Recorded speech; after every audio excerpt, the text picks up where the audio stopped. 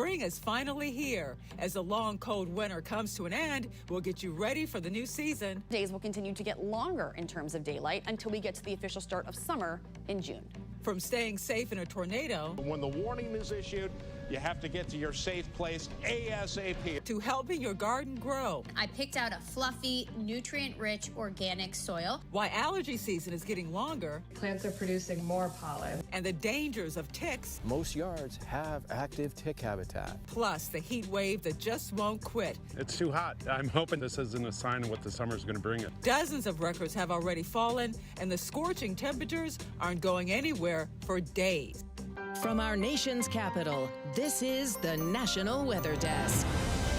Good morning and welcome to the National Weather Desk. I'm Angela Brown. We'll get to our in-depth look at the start of spring in just a moment, but we want to begin with the record heat wave that is still baking the West. 39 million people face heat alerts that once again stretch from the California coast into Nevada and Arizona. Triple-digit temperatures in many places means dozens of cities could break all-time March records today, including Las Vegas, Los Angeles, San Francisco. Even mountain cities like Reno, Salt Lake City, Denver could enter the record books today.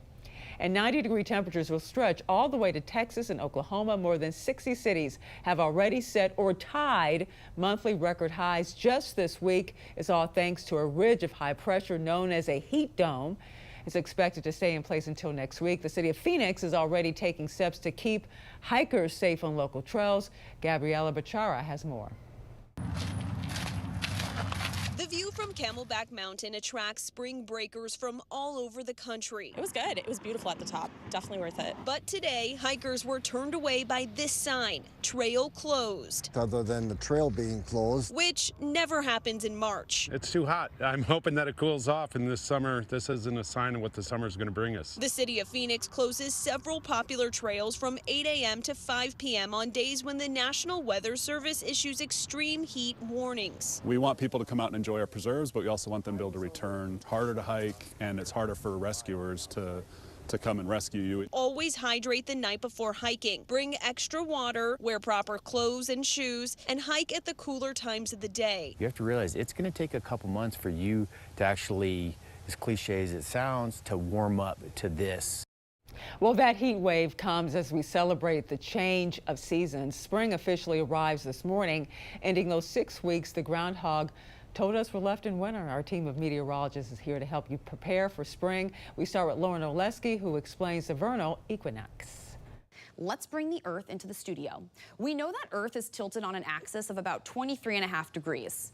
Now let's bring the sun into the studio. What you're looking at here, where the northern hemisphere is tilted away from the sun, that's the first day of winter in the northern hemisphere and the first day of summer in the southern hemisphere.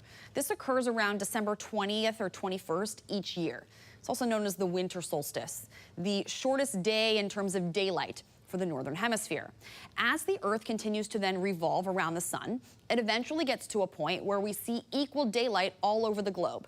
That's the vernal equinox. It's the first day of spring for the northern hemisphere and the first day of fall for the southern hemisphere. This year, it occurs on March 20th at 10:46 in the morning, Eastern Daylight Time. From this point on, the days in the southern hemisphere will continue to get shorter until their first day of winter, and areas along the northern hemisphere, their days will continue to get longer in terms of daylight until we get to the official start of summer in June.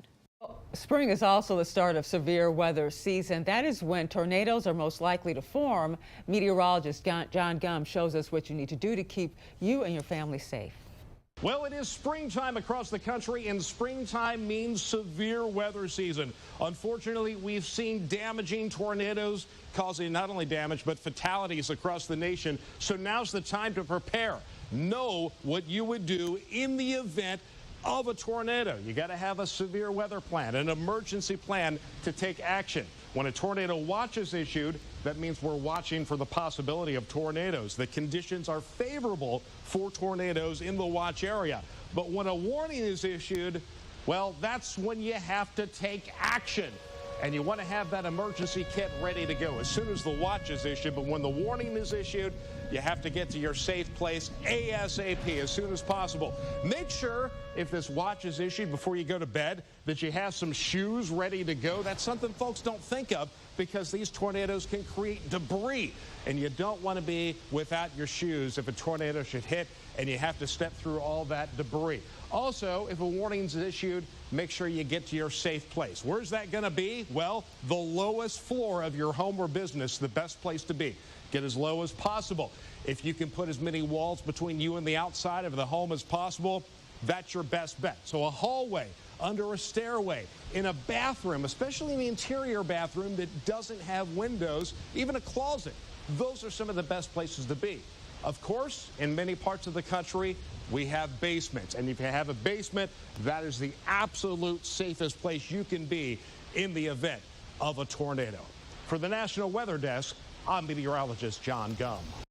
Well, severe weather is not the only danger this time of year. So is spring runoff. While getting into a river for a swim may seem like very tempting, it comes with a real risk. Meteorologist Chase Thomason has more. Spring is here and the snow is beginning to thaw in our mountains. Even though Utah and much of the Rockies saw below normal snowpack, there will still be spring water runoff that will create dangers. When the temperature gets warm, the water looks tempting. Well, snowmelt water is cold.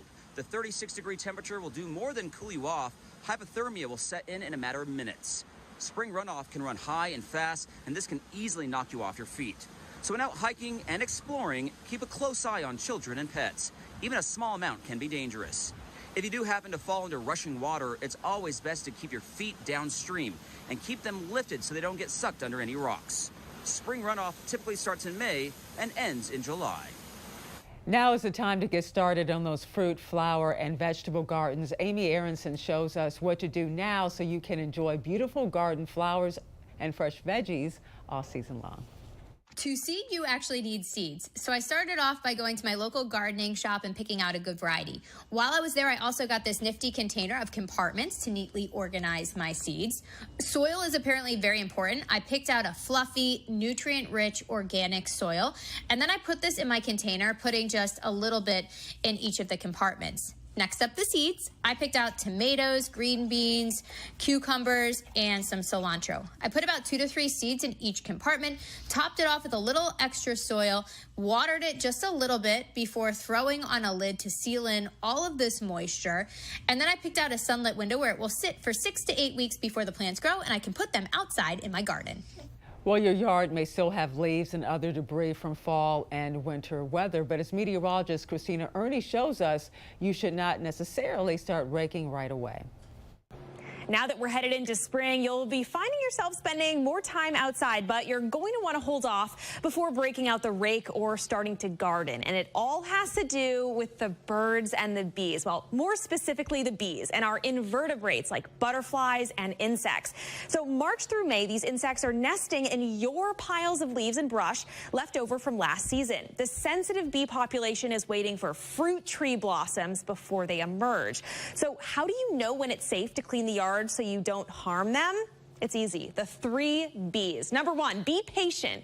Even as the temperatures warm into the next few months, overnight temperatures are still cold. Wait until morning lows are in the 50s, which in New England happens in May. Another general rule of thumb is when it's safe to plant tomatoes, your bees are probably out and about and safe. Number 2, be observant. Your dried plant material is their home. They use it to protect their eggs or cocoons.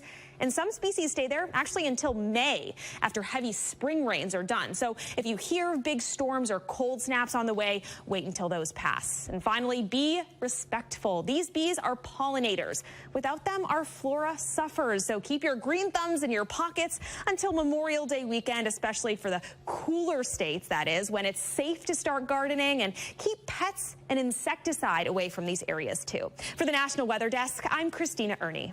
And if you want to learn more about getting your yard ready for spring, head over to our social media channels. We have much more from our team of meteorologists across the country. We also post all the latest weather, news, and video. You can find us on all your favorite social media platforms. Just search the National Weather Desk.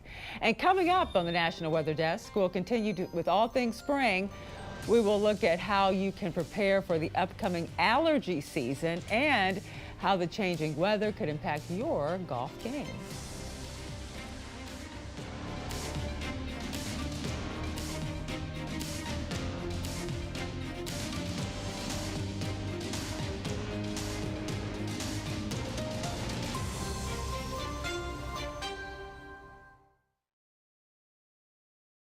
I'm meteorologist Charlie Lopresti with Look at the Northeast. The best part of the day today in the Northeast will be the morning. Look for fading sunshine during the afternoon.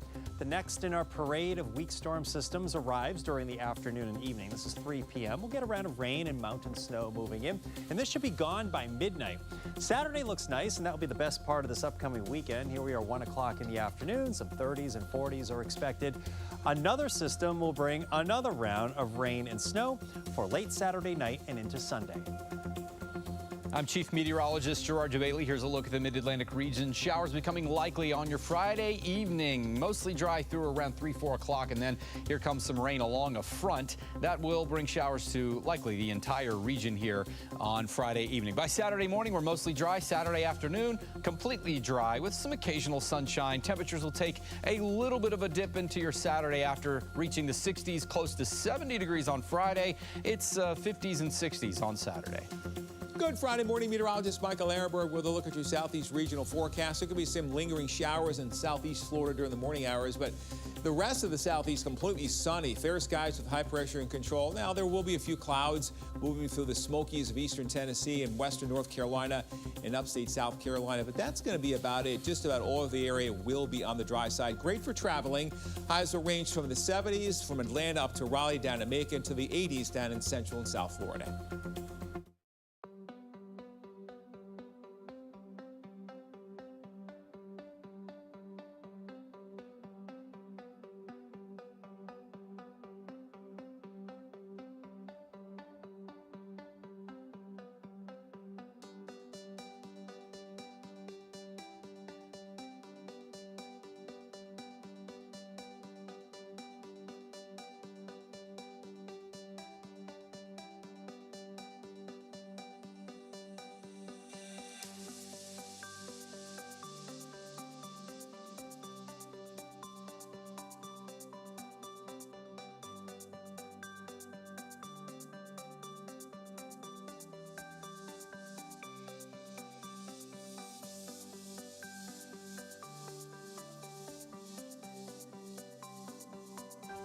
Weather Window, presented by the National Weather Desk. So much to clear away after the recent blizzard and record-book snowfall in the Green Bay area, but where to?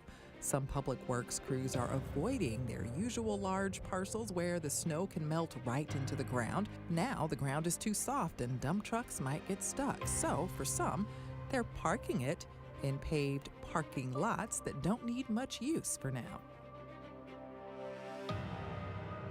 Well, with spring here, folks who live along lakes, rivers, and streams probably wonder how much longer ice cover will be around. Meteorologist Violet Skybor is in Syracuse, New York, with some answers. As spring begins this week, the sun comes out and temperatures warm up. We are counting down the days to the ice melting on the lakes. We've already seen a lot of ice shoved on shore from a windy event earlier this week. At Oneida Lake on Sylvan Beach, this photo was taken by Jennifer Inman. But notice how thick these ice chunks are that were pushed ashore, nearly a foot in depth. So the ice is still rather thick, at least on Oneida Lake. The more shallower lakes, Owasco Lake, notice how much thinner those ice chunks are that were pushed ashore. This photo is taken by Kathy Ostrander.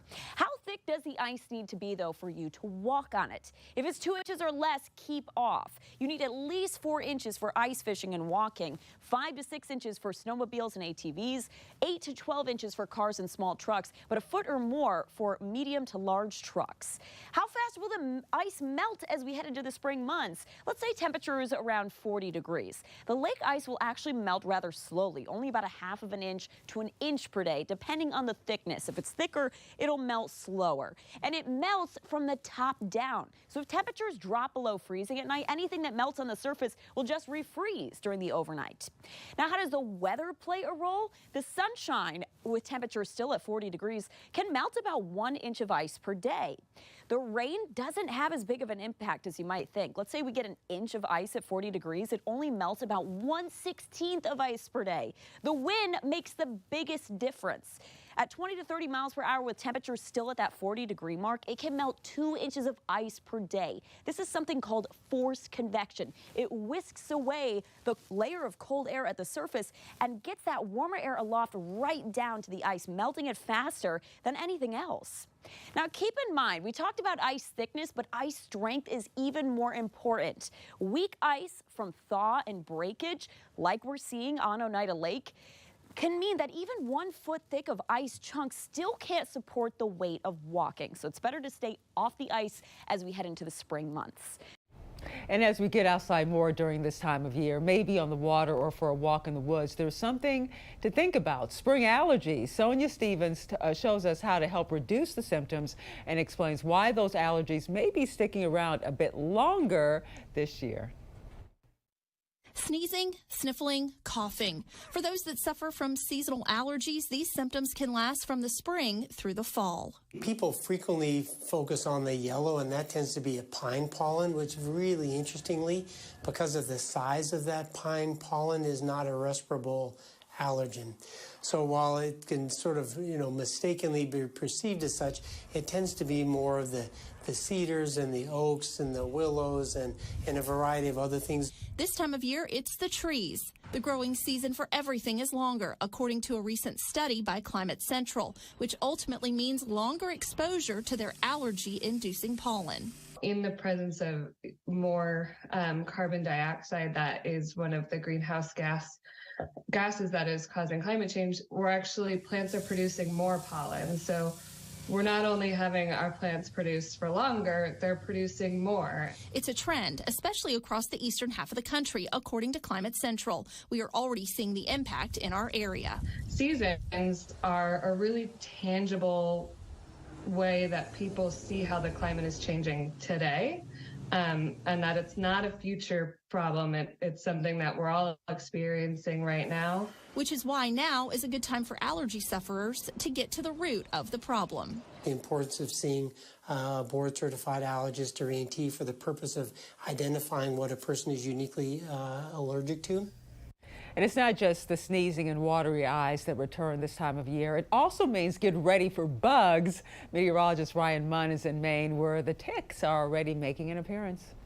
The warmer weather is approaching, which means ticks are making their appearance in the state once again. I saw a uptick in ticks probably a week ago. It started, and then the last few days when after that rain, things really kind of picked up. Mostly people that have dogs that are out for a walk, and then they come back to the house and they'll find 3, 4, 5 ticks on their dog. John Cole with Northwoods Tick Control says managing rodents in your yard is the key to preventing tick bites. He sets up these boxes for mice and other small rodents. They are treated with fipronil, which is designed to kill any ticks attached to the animals. So this is the tick box. You open it up. Here's the bait. Here's the cotton wick that the mice come into contact with, and you frontline the mice, and they're happy, and we're happy, and we get fewer ticks. These boxes are attached to the ground so they cannot move. Cole typically sets them up along the edge of the woods. Most yards have active tick habitat, and again, it's piled up, dense leaf litter that has been there for a long time, that's decomposing each year, creating soil. That's what those deer ticks need to overwinter. The highest risk areas for ticks are 6 to 8 feet from the outer edge of your yard, and if you have been bitten, it's important to remove it properly. Sharp tweezers, grab a hold of the tick underneath the mouth parts, hold it firmly, pull straight up.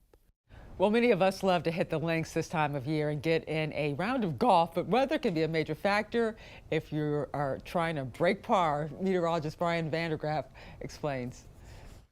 The warmer weather is out and may have you hitting the links, right, is this time of year. But as we head into spring, we want to talk weather safety. It's not just about your slice, your swing, your hook, but it's also about knowing your safety when you're out on the course. You know, lightning can strike at any point, and lightning about 50,000 degrees. Obviously, you don't want to be near that. It's always good to have a plan. When you're at a new golf course, you want to make sure they have a lightning monitoring system. If they don't, it's always good to have your phone, to have the app handy. You can get easily an app that you can download that'll give you an update if lightning is detected nearby. Also, a good radar app will help you. Some golf courses actually have their own weather stations to keep you abreast. And also, you want to know where to go. You don't want to be out in the open. We know that. And we've often been told to be in our car. It's a safe spot, but being inside that golf cart, no, not a good idea. You want to try to get into a solid structure the best you can. If you absolutely cannot get into a place like that, the best thing you can do is to be low. Don't get under a tree or any group of trees. Look for a low spot and lay flat and ride it out. The key is golf can be fun, but it also can be dangerous. And if you're an old-fashioned duffer and you wear the cleats with the spikes, those two, not necessarily a good thing with the metal on your feet. So be safe, have fun, and crush it out there on the links. And time now for a short break, but first we head to Europe for a view of lavender fields in bloom.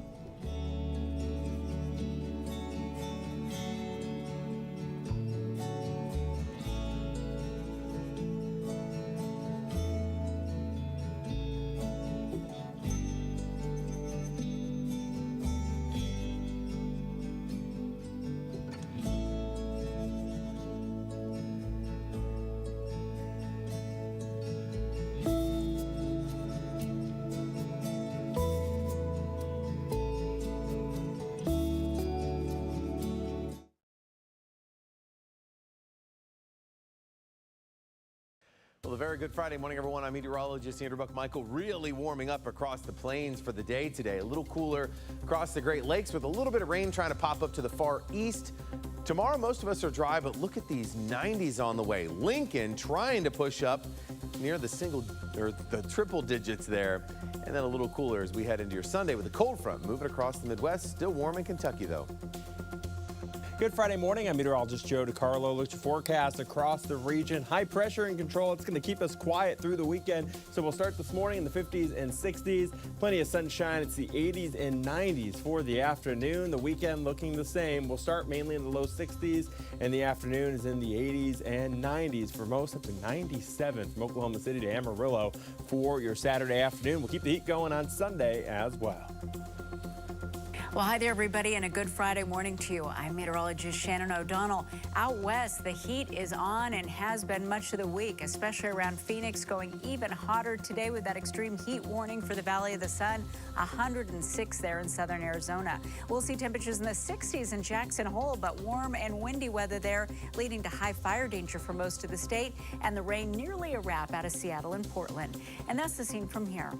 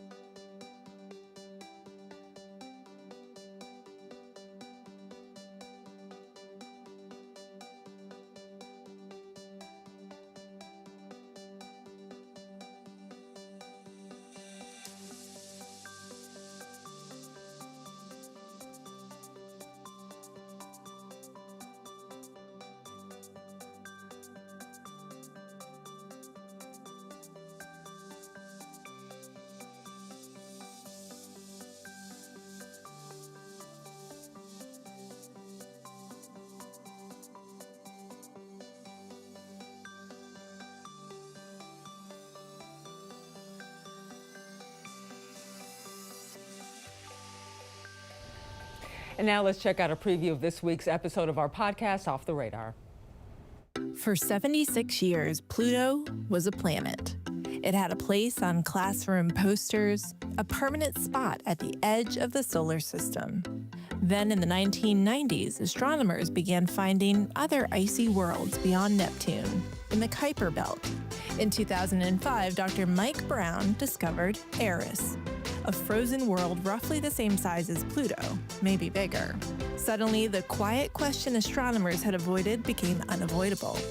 If Pluto is a planet, what is everything else? In 2006, the International Astronomical Union voted. They redefined the word planet. Pluto did not make the cut. I got hate mails. I got obscene phone calls. Mike Brown became known as the man who killed Pluto. Weird online stalkers who yelled at me anytime I appeared anywhere. But this was never just about taking a planet away. It was about understanding what's really out there. Because now Brown is searching for something bigger. A true ninth planet hidden deep in the dark beyond Neptune. This week, we're going off the radar to the edge of the solar system with the astronomer who changed it forever.